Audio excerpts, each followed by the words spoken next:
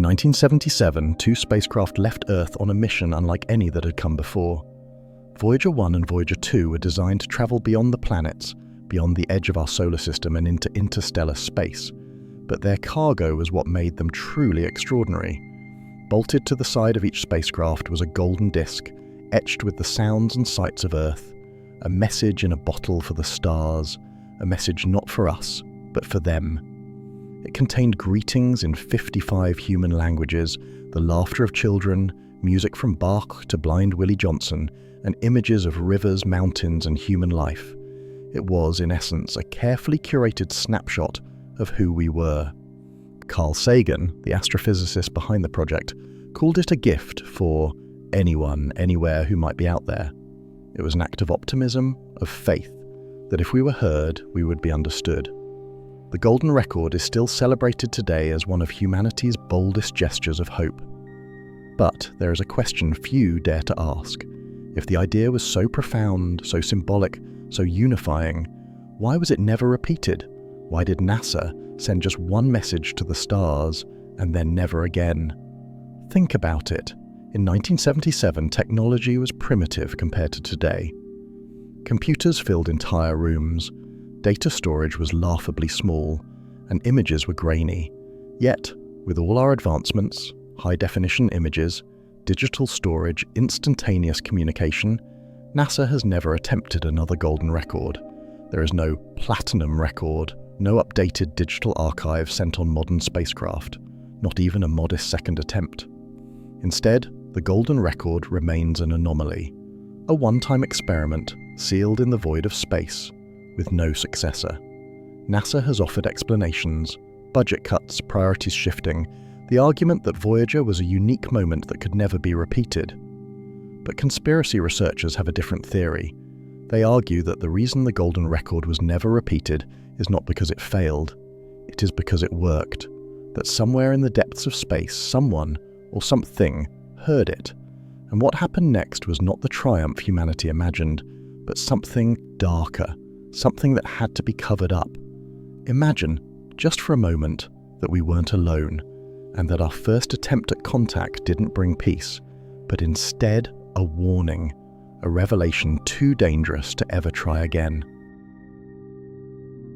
The golden record was not born out of necessity, it was born out of imagination. In the mid-1970s, as NASA prepared the twin Voyager probes to embark on their journey past Jupiter and Saturn, a small team of scientists asked a simple but radical question. If these spacecraft were going to leave the solar system, shouldn't they carry more than just instruments? Shouldn't they carry a story? That question reached Carl Sagan, the charismatic astrophysicist, who was already becoming a household name through books and television.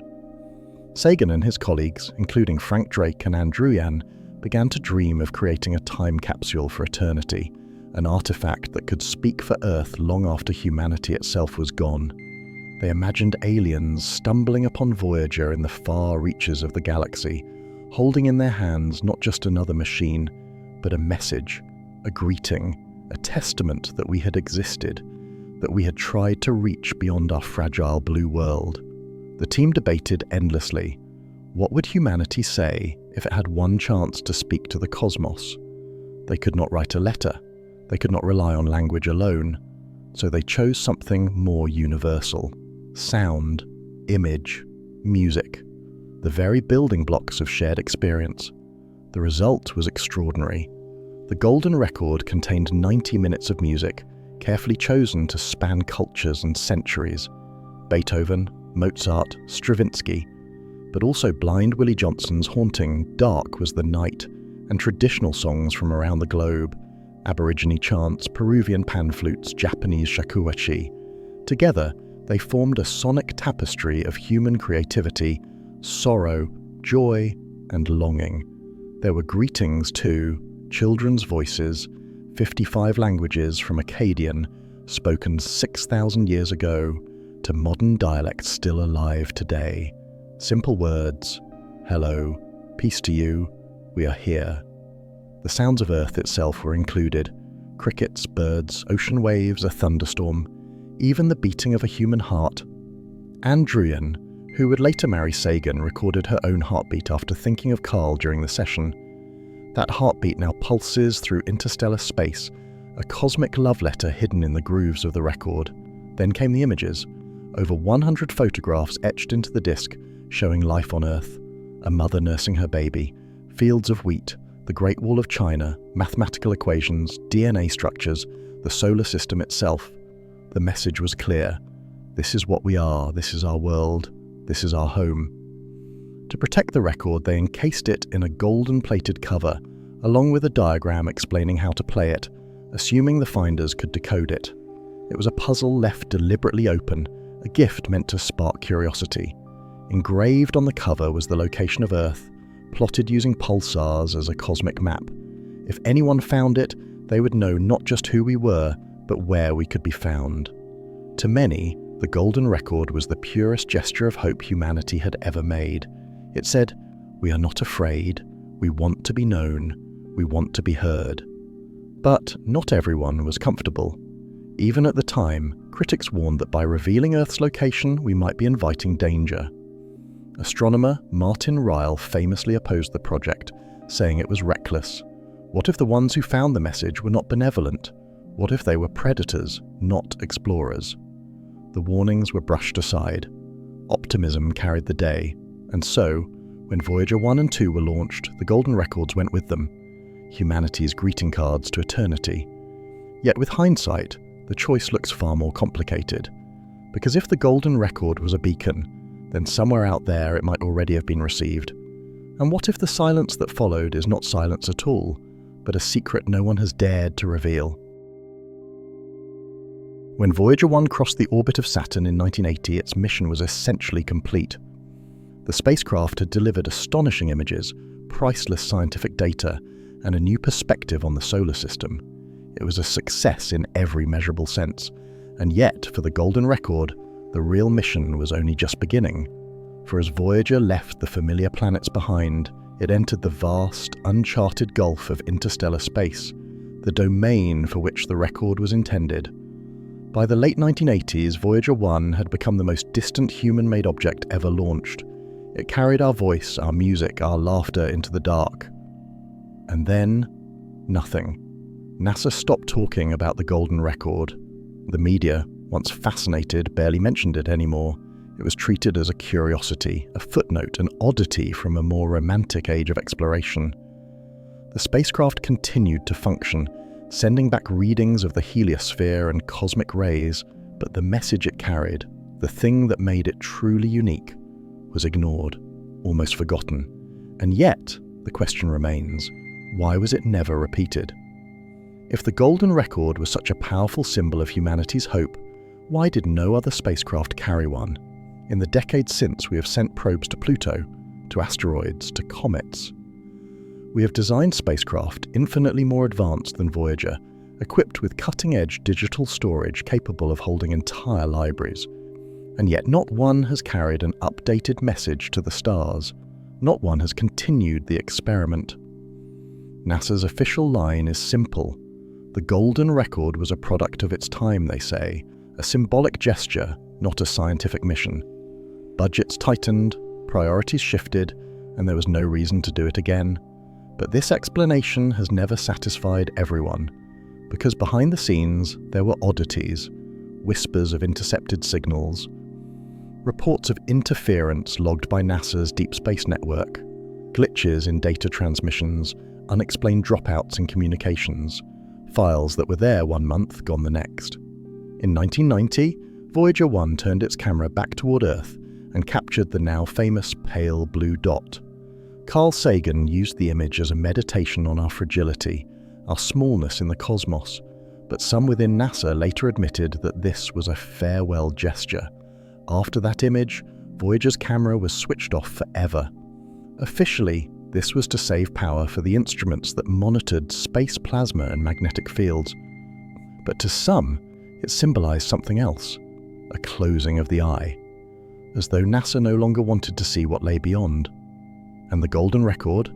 It faded from conversation entirely.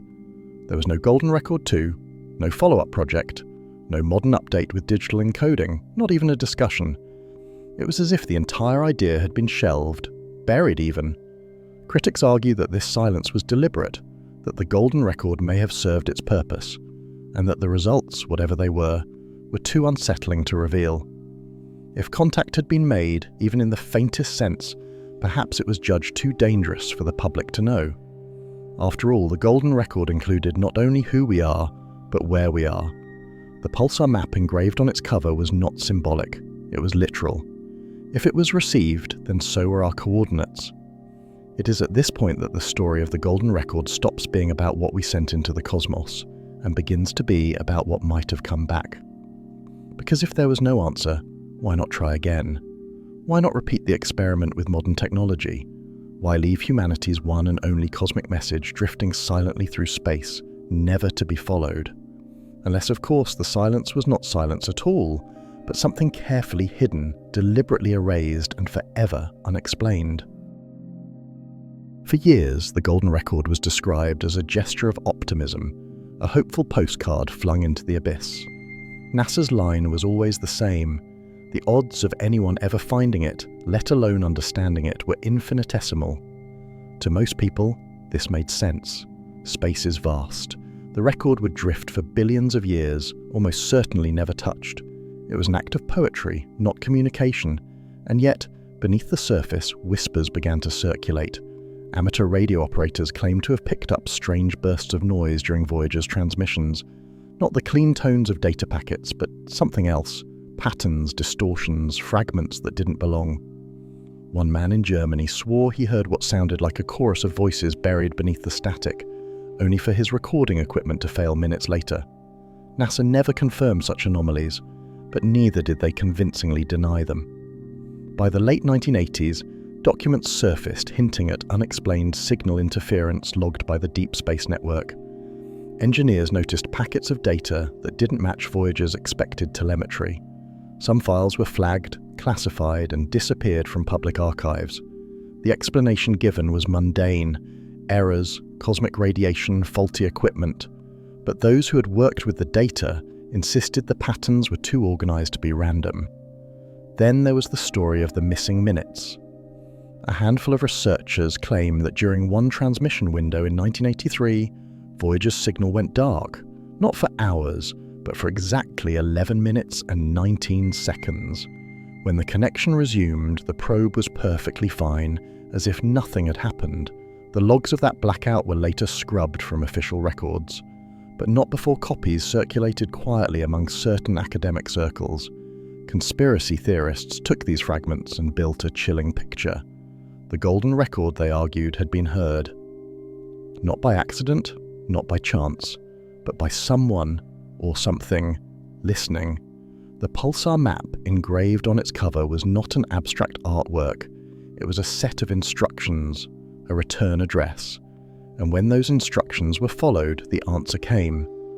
But what was the answer? Here, theories multiply. Some say the response was incomprehensible, a distortion of energy and sound that suggested intelligence but no intent to communicate. Others say the reply was terrifyingly clear, a warning, a demand, perhaps even a threat. A few claim that images were received, fragmented, alien landscapes, symbols not of this world. None of it was ever made public. To those who believe, NASA's silence makes perfect sense. Imagine the consequences of announcing to the world that we had been heard, that something had replied. Panic would spread. Religions might collapse, governments would lose control. And if the reply hinted at hostility, then the stakes would be even higher. Better perhaps to bury the truth under a mountain of bureaucracy, to let the golden record be remembered as a quaint relic, not a dangerous signal. The skeptics, of course, dismiss all this. They say the interference was coincidence. The missing data was nothing more than equipment failure. The rumors are exaggerations spun into myth. But even the skeptics struggle to answer the most obvious question of all. If the golden record was nothing more than art, why did NASA never try again? Why abandon such a profound experiment after only one attempt? The theories converge on one unsettling possibility. The silence is not silence. It is censorship. Somewhere, deep within classified archives, the true legacy of the golden record may be locked away. A legacy that suggests we are not alone, and that our first attempt at contact did not go as planned. And if that's true, then the golden record is not humanity's proudest message, it is our most dangerous mistake. By the mid-1980s, Voyager was well past the orbit of Neptune, drifting into the frontier of the solar system. Its scientific instruments still transmitted readings of plasma waves and cosmic rays, faithfully relaying the story of interstellar space. But quietly, a different story began to unfold. A story buried not in what was received, but in what was missing. Researchers began noticing anomalies in the public archives. Transmission logs from the Deep Space Network, normally pristine, had gaps, minutes of data missing. In some cases, entire sessions were absent without explanation. At first, this could be attributed to routine failures, tapes degraded, records misplaced, computers malfunctioning. But the pattern was too specific. The missing windows coincided with reports of interference, unexplained distortions, or abrupt signal dropouts. One former engineer, speaking anonymously years later, described it like this: "It wasn't random, it was targeted. The gaps lined up with the events that nobody wanted to talk about. Every time something strange happened, the record of it vanished. We joked that there was a black hole in the archives swallowing everything inconvenient." The deeper researchers dug, the more unsettling the omissions became. Telemetry tapes from the early 80s, gone. Audio recordings of certain transmissions, erased. Even paper logs, handwritten by technicians at the time, had been misfiled or destroyed. When Freedom of Information Act requests were filed to recover the missing material, the responses were curt: the documents did not exist, or they had been lost. Yet, insiders swore they had once seen them with their own eyes. Conspiracy theorists began calling it the blackout. Not just one incident, but a systematic effort to sanitize Voyager's record, to erase the footprints of something extraordinary. They pointed to subtle hints left behind in internal memos, references to unscheduled noise patterns, unresolved signal fragments, and external interference. Terms vague enough to mean nothing, but suggestive enough to fuel suspicion. Some even claimed that NASA's official explanation for deactivating Voyager's camera after the famous pale blue dot photograph was part of this blackout. The agency insisted it was about conserving power, but critics argued the real reason was fear. If the camera had remained active, what might it have captured drifting in the void? And if the images showed something that couldn't be explained, or worse, couldn't be revealed, then shutting the eye of Voyager was the safest option. The most chilling claim came from a whistleblower who said that during one of the missing windows, Voyager received a transmission back. Not a burst of static, not random noise, but something structured. The file containing that recording, they said, was quietly removed from the archives within days. Only a handful of people ever heard it. Their descriptions varied. Some said it was tones and pulses, others swore it was voices. But the one detail consistent across accounts was the effect it had. Every person who supposedly heard the transmission described it as deeply unsettling. Not because it was alien, but because it was familiar in ways it should not have been. If that story is true, then the blackout was not an accident. It was a cover-up, a deliberate erasure of evidence that the golden record had been found and answered. A truth so destabilizing that it had to be hidden, even if that meant rewriting the history of one of humanity's greatest achievements. And perhaps most unsettling of all, the blackout was never officially acknowledged. To this day, NASA maintains that Voyager's transmissions were routine, uninterrupted, unremarkable. But in the silence of those missing minutes, those lost files, those erased tapes, the shadow of another story lingers, a story of contact not celebrated but concealed. Today, when people talk about the golden record, it's almost always with a kind of wistful nostalgia. It's featured in documentaries, science magazines, even children's books. The image of the gold disc gleaming in the void has become a cultural icon, our species' postcard to the cosmos. Carl Sagan's words are repeated endlessly, the story retold as a triumph of optimism. The record is framed as a symbol of human unity, hope, and curiosity. But this glossy cultural memory may itself be a kind of cover-up. Because what most people don't realize is how carefully curated that narrative has become. The golden record is almost never discussed in terms of danger, risk, or consequence. It's presented as harmless poetry, art for the stars. The very fact that it contained a literal map to Earth is glossed over in popular accounts. Its strange silences, its missing records, its unexplained anomalies, all omitted. Instead, the record has been repackaged into something safe. There are coffee table books of its images, vinyl reissues of its sounds, even museum displays that let visitors listen to the greetings. In these contexts, it is no longer a message to the unknown. It is an artifact for ourselves, a way of making us feel proud of our past rather than worried about its implications. Critics have pointed out the irony.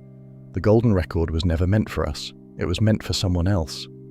And yet, we seem to have turned it inward, as though its true mission has been quietly retired. The story of the record that we tell ourselves is not the story of what it was, but the story of what we wish it to be. Why? Because memory is one of the most powerful tools of control. By reshaping how the golden record is remembered, NASA and the institutions around it may have succeeded in burying its darker legacy. The blackout years, the missing transmissions, the whispers of a reply, these fade into rumor, drowned out by the safer, sanitized version. To most people, the golden record is a curiosity, not a conspiracy. And yet, subtle cracks remain. In interviews with mission scientists, there are moments, small hesitations, sidelong glances, where you can almost sense something unsaid. Andrew Yan once admitted that the project felt otherworldly, as though it carried more weight than anyone could fully grasp. Carl Sagan himself, though always the optimist, grew increasingly quiet about the record in his later years. He continued to celebrate it, yes, but he rarely entertained questions about its risks. There is also the strange fact that, despite its popularity, NASA has never released the full technical archives of the Golden Record project. We know the list of sounds and images, but not every decision, not every debate, not every discarded option. What was left out? What conversations took place behind closed doors that shaped what was sent, and what was hidden? The Golden Record then lives in two realities. In the public imagination, it is a beautiful gesture of cosmic hope, but in the shadows, in the missing archives, and the erased tapes, it may be something else entirely. A symbol of contact we weren't prepared for, of knowledge we weren't allowed to keep. The way history remembers it may not be the way it truly happened, and that, perhaps, is the most unsettling detail of all. Because if memory itself has been manipulated, then the Golden Record isn't just a message to the stars. It's a reminder of how easily our own story can be rewritten. In every great mystery, there are those who refuse to stay silent. People who see too much, hear too much, or simply cannot live with what they know. For the story of the Golden Record, those people exist, but their voices are fractured, inconsistent, and always cloaked in risk. The first whispers came from within NASA itself. Retired technicians, engineers, and contractors who worked on the Voyager mission began to speak in cautious tones about anomalies they had witnessed. One former Deep Space Network operator claimed that during the missing minutes of transmission, he heard sounds unlike anything he had ever encountered in his career.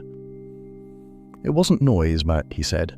It was structured, almost musical, like someone was answering in kind. When he filed a report, the section describing those sounds was removed from the final log. Others describe sudden briefings that took place after strange events. Small, closed-door meetings where supervisors insisted nothing unusual had occurred, followed by firm reminders not to speculate. One technician said he was warned directly. You didn't hear anything, you didn't see anything, and you'll keep your job if you remember that. He retired early, and later told his family he had lived with the weight of silence ever since. Perhaps the most compelling voice came from a researcher who claimed to have worked with the raw telemetry data before it was sanitized for public release. He described a fragment of transmission that, when analyzed, produced not numbers but patterns, shapes that resembled glyphs or symbols, repeating in cycles. He made a copy. Days later, his office was searched, his equipment seized. Officially, he was accused of protocol violations. Unofficially, he disappeared from the scientific community. His name never appeared in NASA records again. Of course, skeptics dismiss these stories as exaggerations or hoaxes. After all, The whistleblowers rarely provide hard evidence. Their claims are scattered across obscure interviews, small podcasts, old forums. And yet, the consistency of their themes is chilling. Structured signals, erased records, warnings to stay silent.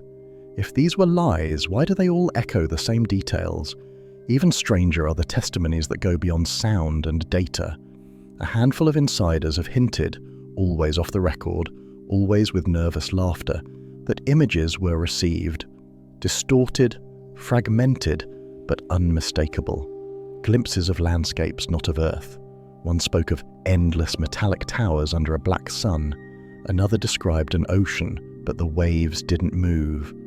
These accounts were vague, unverifiable, and possibly imagined, yet their very existence is enough to suggest that something was received, something impossible to explain away. What ties these whistleblowers together is not proof, but fear. They all describe a pressure to stay quiet, to bury their experiences beneath layers of self-doubt and official denial.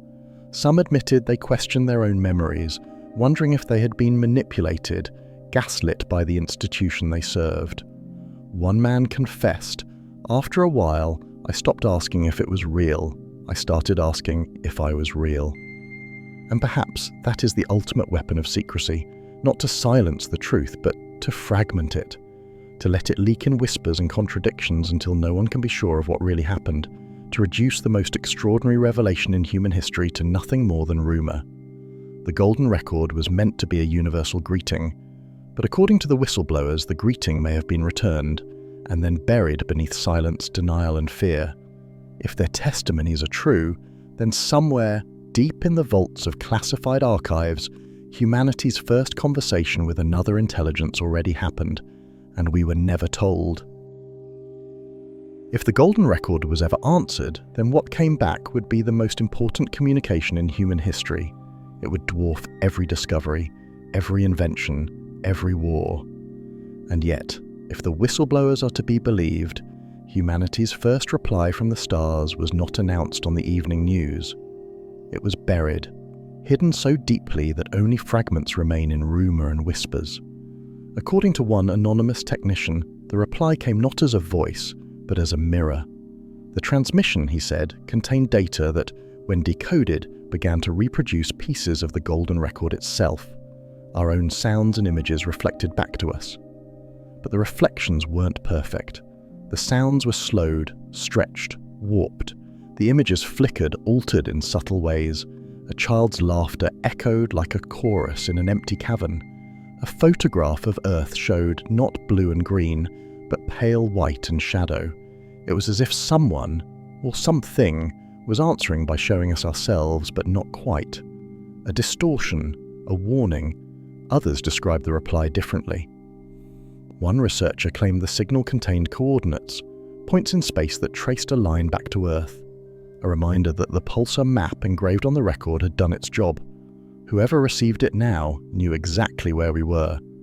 Another insisted the reply was less about content and more about intent, a sequence of tones that, when graphed, formed a simple pattern.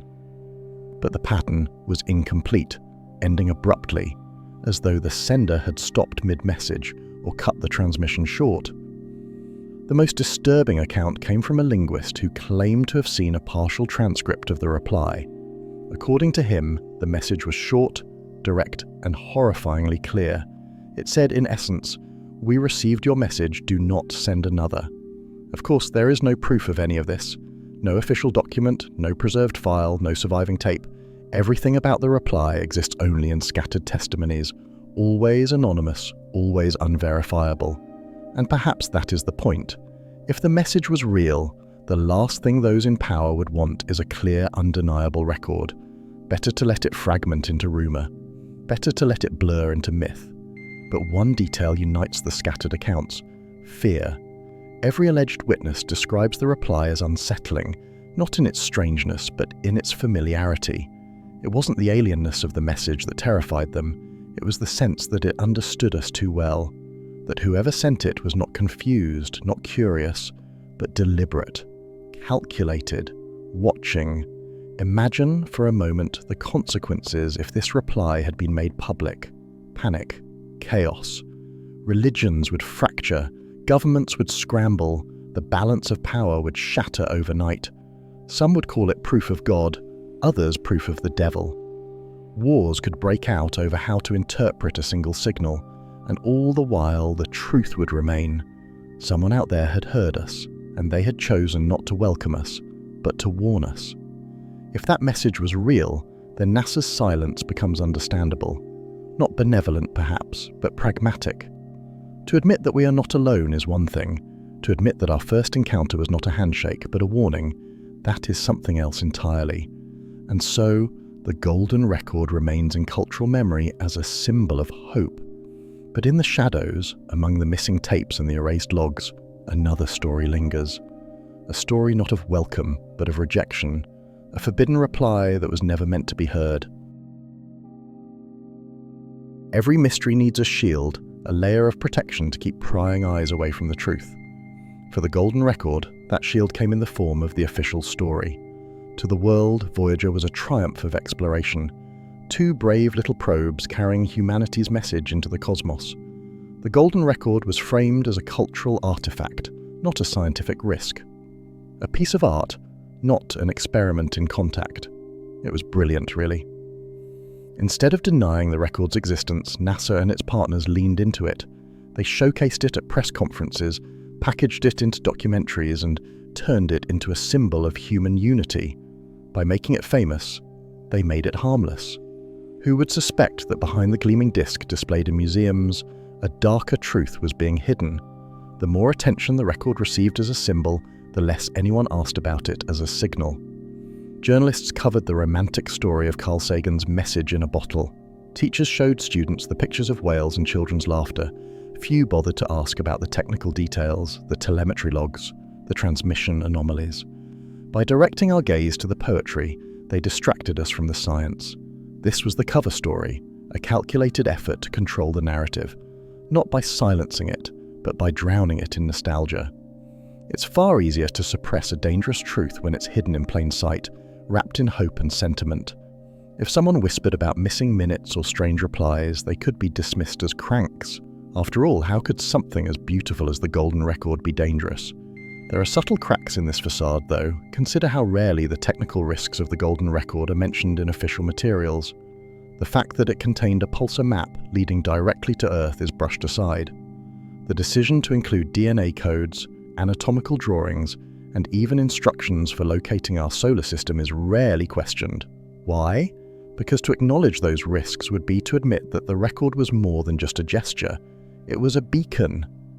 And a beacon invites answers. Then there is the timing. After Voyager, NASA never attempted another message like it. No second record, no follow-up. Despite decades of new technology and opportunities, the project was quietly shelved. Why retire an idea that supposedly symbolized humanity's optimism? Unless, of course, the optimism had already been shattered by something they could never admit. The cover story worked. For most people, the golden record is exactly what NASA says it is, a relic of hope. And yet, the gaps remain. The missing logs, the erased tapes, the whispered warnings. To those who know where to look, the cover story is less a blanket and more a veil. Thin, fragile, and translucent enough to see the shadow beneath. If there truly was a forbidden reply, then the cover story did more than protect the public. It also protected us from asking the wrong questions. Questions like, why was our first attempt at interstellar contact never repeated? Why does the official archive look so incomplete? And most importantly, what did they hear that made them decide we were safer in silence?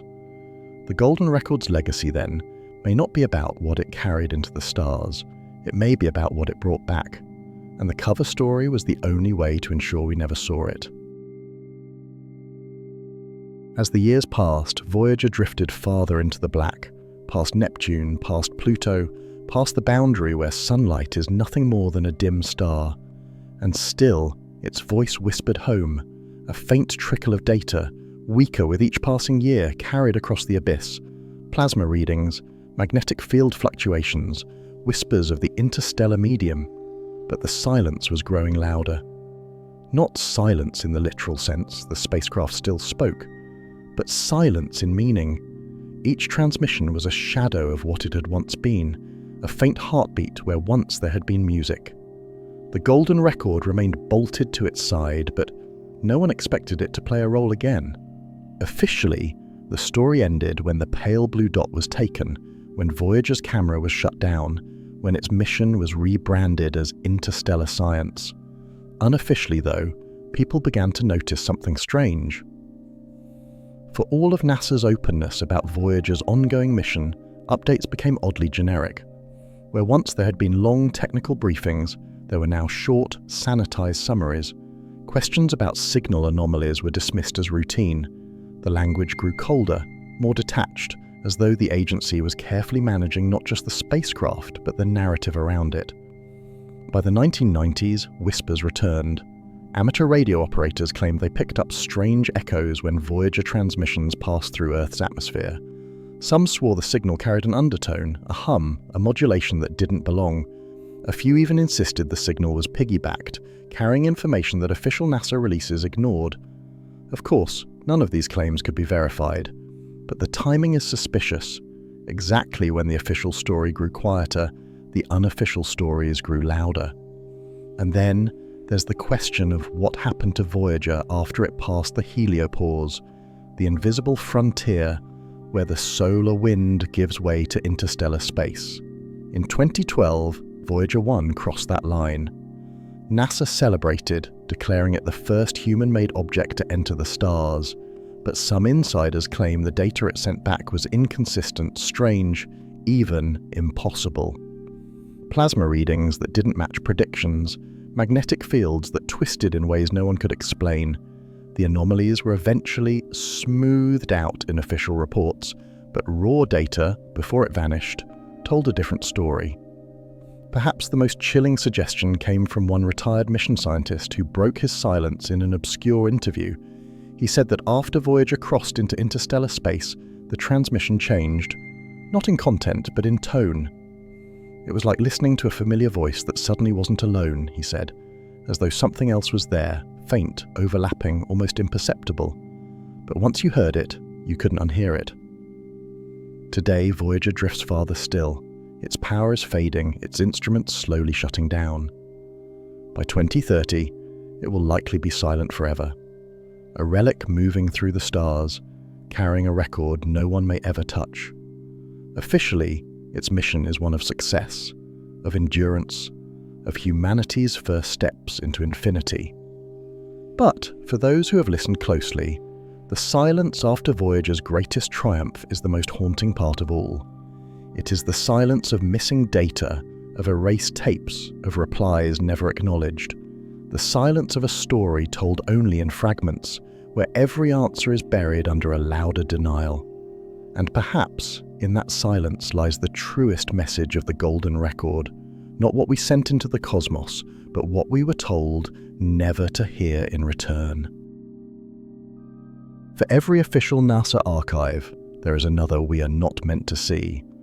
Boxes of reel-to-reel tapes, binders of raw telemetry, cryptic data sheets, the kind of records that never make it into glossy press releases or educational films. They exist, tucked away in university basements, locked cabinets, or government warehouses. And when it comes to the golden record, some believe the most important archive of all is hidden, sealed far from public access. Rumors of this hidden archive began in the late 1980s, when former mission contractors started speaking in vague terms about classified repositories. According to them, certain transmissions from Voyager, especially during the periods of signal loss or anomalous readings, were never deleted. They were copied, stored, locked away under protocols that had nothing to do with planetary science and everything to do with national security. One former systems engineer described it bluntly: everything you've ever seen from Voyager went through two channels, one for the public, one for the archive. The archive wasn't for us, it wasn't even for NASA, it was for them. When pressed on who them was, he refused to answer. Researchers digging into FOIA requests have found hints of this archive. Redacted memos reference special handling protocols for non-standard telemetry. Meeting minutes mention external review committees assessing non-mission anomalies. What anomalies? The documents don't say. They stop abruptly, the rest blacked out. Perhaps the most compelling clue comes from a discovery made not in Washington, but in a university library. In 2004, a graduate student cataloguing old NASA tapes stumbled on a box mislabeled as magnetosphere readings, Pioneer 11. Inside were reels clearly marked with Voyager designations. When he tried to play them, he found the signals were scrambled, encoded in a format no one recognized. The tapes were quickly removed, donated to another facility. The student, now a professor, still insists they contained something that wasn't meant for us. The very existence of this hidden archive raises disturbing questions. If the anomalies were harmless, technical glitches, cosmic noise, why preserve them at all? Why not discard them with the rest of the clutter? The act of locking them away suggests the opposite, that they contain information too significant or too dangerous to be lost. What could those tapes hold? Whistleblowers hint at structured signals, repeating tones, even fragmented images. Others claim they contain metadata, proof that the signals originated not in the deep cosmos, but much closer, as though something intercepted Voyager and replied from nearby. The chilling possibility is that the Golden Record story didn't end in the stars. It was intercepted, recorded, and locked away here on Earth. If so, then the hidden archive isn't just a vault of tapes. It's the record of humanity's first encounter, sealed not in gold, but in silence. And silence, as history has shown, can be a weapon. By locking the archive away, those in power may have bought time to decide how to interpret the reply, or whether to reveal it at all. Time to turn a moment of existential revelation into just another classified file, buried under layers of bureaucracy. The Golden Record was meant to tell our story to the universe, but the hidden archive suggests a darker truth. The universe may have already answered, and the reply is sitting not in the stars, but in a box, waiting, silent, guarded. If the Golden Record was answered, and if those replies were archived and hidden away, then one final question emerges. Did the conversation end there, or is it still happening? For decades, astronomers have monitored the skies for signs of unusual signals, narrow-band transmissions, repeating pulses, patterns that break the randomness of the cosmos.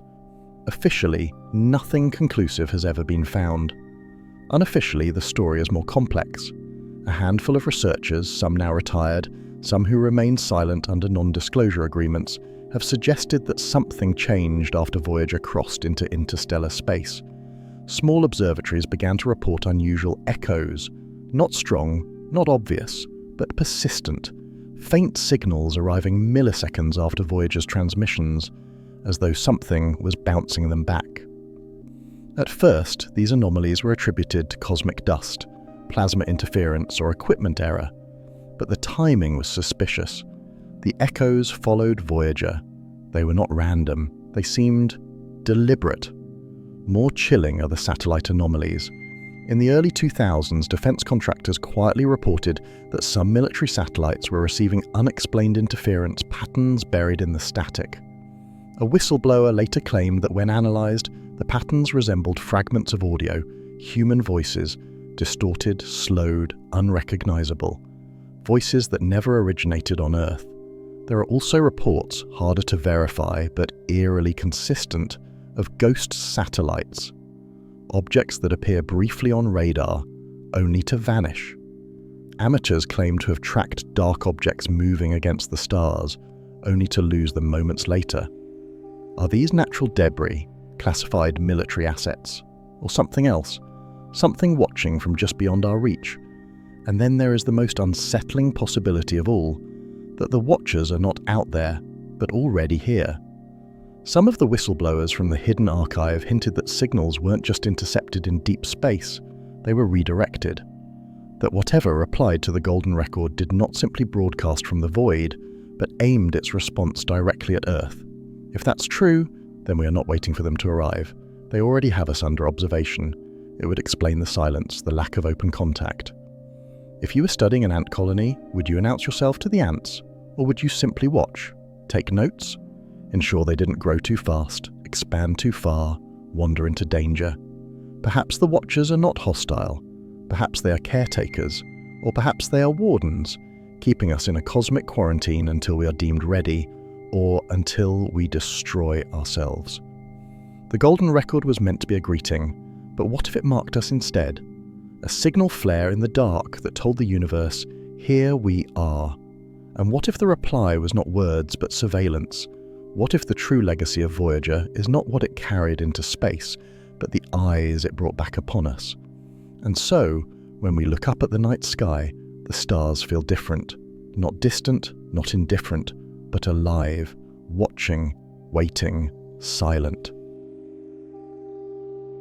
If the golden record was humanity's greeting card to the stars, then what came back may not have been a reply at all, but a verdict. The whispers about a forbidden message, the anomalies hidden in classified archives, the ghostly echoes circling our skies, together they form a picture not of contact, but of judgment. For decades, civilizations have imagined how first contact might unfold. Would it be benevolent? A guiding hand to lift us beyond our wars and divisions? Or destructive, an alien force consuming us as we once consumed weaker nations on Earth? But the truth may be stranger and far more unsettling. What if we were never given the choice? What if, the moment Voyager's record was launched, the decision was already made? The message, if it existed, was chilling in its simplicity. Do not send another. A warning, a prohibition. And warnings are not given lightly. Whoever sent it was not introducing themselves. They were setting boundaries. They were telling us that the cosmos has rules, and that we had just broken one. Think about it. We broadcasted our existence with reckless detail, our location, our biology, our culture, even our mathematics. Everything an advanced civilization might need to understand and to find us. Imagine an ant colony sending a message to the world above, not knowing that predators roam the grass. To us, the record was hope. To them, perhaps, it was noise, interference, a dangerous signal that could not go unanswered. So, what does the verdict mean? Some argue it is protective, that the Watchers are keeping us isolated, ensuring we grow without drawing unwanted attention from more hostile forces. In this view, we are children locked in a playpen, observed until we mature. Others see it differently. Not guardians, but wardens. The silence is not protection, it is containment, a cosmic quarantine. And yet, there are signs that the reckoning may not be far off. As Voyager drifts deeper into space, as our technology grows, and we edge closer to interstellar communication, the warning looms larger. Will we obey it, staying quiet, clinging to silence? Or will we defy it, sending new signals, brighter, louder, impossible to ignore? Humanity has never been good at restraint. The question isn't if we'll try again, but when. And when that moment comes, what will the Watchers do? Will they reveal themselves openly? Will they intervene, perhaps violently, to silence us forever? Or will they simply continue to observe, waiting for us to collapse under the weight of our own hubris? The reckoning is not a single event. It is a choice between obedience and defiance, between silence and transmission. But whatever we choose, we must remember, the golden record was not just a gift to the stars, it was a signal flare, and someone saw it, someone heard it, and someone, perhaps still watching, decided that we needed a warning. The question left hanging in the silence is this: was that warning meant to save us, or to mark us for extinction? And so we return to the beginning. A golden disk bolted to a fragile machine drifting endlessly through the stars. To the history books, the golden record is humanity's boldest act of hope, a message in a cosmic bottle cast into the ocean of forever. But hope has a shadow, and shadows cling tightly to stories like this. What if the record was more than a gesture? What if it was an invitation? And what if that invitation was answered, not with friendship, but with silence, not with a welcome, but with a warning? Every conspiracy at its core is not about what we know, but about what we don't. The missing minutes, the redacted memos, the archives sealed behind steel doors, the whispers of echoes in the static.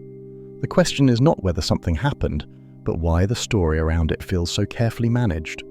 Why, in a mission celebrated for its transparency, certain details still vanish into classified vaults. Perhaps the most haunting possibility isn't that we're being lied to, but that we've been told just enough truth to keep us calm. That by turning the golden record into a symbol, they've buried its reality under nostalgia. And maybe that's the real genius of the cover story. Not to erase the event, but to reframe it. To make us see beauty where others saw danger. But here's the unsettling thought that lingers long after the credits roll. Silence itself is not natural. The universe hums with radiation, pulsars, quasars, noise. When silence appears, deliberate, sharp, unyielding, it means something has chosen not to answer, or something is suppressing the reply. So where does that leave us? Voyager is still out there, fading into the infinite, its golden record still spinning silently in the void. One day its signal will stop, its memory will dim, and perhaps so too will the story we've told ourselves about it. But if the Watchers are real, if the hidden archives are more than rumor, then the story isn't finished, it's only waiting. The reckoning may not come as an invasion or even as contact. It may come as something far quieter, the sudden absence of our own voice, the realization that we've been speaking into the dark, not as explorers, but as prisoners, the knowledge that the universe heard us once and decided we must never speak again. And yet, against that silence, humanity has always rebelled. We are a species addicted to questions, addicted to defiance. And perhaps one day another record will fly, another beacon will shout into the stars, and when it does, maybe we'll finally discover what has been listening all along. Until then, the golden record drifts. A relic, a warning, a verdict. The silence between stars is not empty, it is waiting. And the question that should haunt us all is this: when the silence finally breaks, will it be the sound of salvation or the end of us? If you found yourself questioning what lies behind the golden record's silence, you're not alone. History has a way of hiding its strangest truths in plain sight. Subscribe to this channel for more deep dives into conspiracies, mysteries, and the hidden shadows of our past and future. Hit the bell icon so you don't miss the next Unraveling. And tell me in the comments, if you had the chance to send one message into the universe, what would it be? The Golden Record project remains one of NASA's most profound gestures, not toward technology but toward humanity itself. Launched aboard the Voyager spacecrafts in 1977, the records were a message in a bottle cast into the cosmic ocean, carrying music, greetings, and images meant to represent Earth's diversity. Yet, despite the awe and romance surrounding the project, NASA never repeated it. The question lingers: why? The decision was not about the failure of the idea, but about shifting priorities. By the 1980s, space exploration was increasingly shaped by budget constraints, geopolitical pressures, and the demand for scientific returns rather than symbolic gestures. The Golden Record, though inspiring, contributed little to hard data or measurable mission outcomes. In a climate where every dollar needed justification, a cultural artifact became difficult to defend. Another factor was risk. The late 20th century was a period marked by Cold War anxieties and debates over whether broadcasting our presence to unknown civilizations was wise. While Carl Sagan and his team imagined contact as an opportunity for peace, others feared the opposite, that drawing attention to ourselves could invite danger. Quietly, NASA allowed the concept to fade, choosing not to repeat it for future missions. There was also a philosophical shift. The Golden Record was rooted in a particular cultural moment, a hopeful belief that space exploration was as much about humanity's story as about science. Over time, exploration became more specialized, technical, and narrowly focused. The poetry of space travel gave way to the engineering of it, sending out records of Bach and whale songs no longer aligned with the pragmatic vision of modern missions. Still, the Golden Record endures as more than just a relic. It symbolizes a time when humanity dared to dream beyond scientific necessity, when art and science met to declare that Earth had something worth sharing. The fact that NASA never repeated the project makes it all the more unique. Rather than becoming a routine gesture, it remains singular, a one-time gift to the universe, preserving the essence of Earth in an age when humanity was just beginning to touch the stars. Perhaps, in a way, NASA did not end the Golden Record project. It perfected it. By limiting it to the Voyagers, the message has become eternal in its rarity. Somewhere in the distant darkness, two small spacecraft carry fragments of who we are, drifting silently, perhaps forever. That silence says as much as the music engraved on them, that humanity, in its brief moment on Earth, chose to introduce itself to the cosmos. The Golden Record project was not abandoned, it was completed. And in that completion, it achieved something timeless. Its true value lies not in who might one day discover it, but in reminding us, here and now, of the extraordinary capacity of humans to dream beyond themselves. Until next time, remember, sometimes the scariest sound in the cosmos is silence.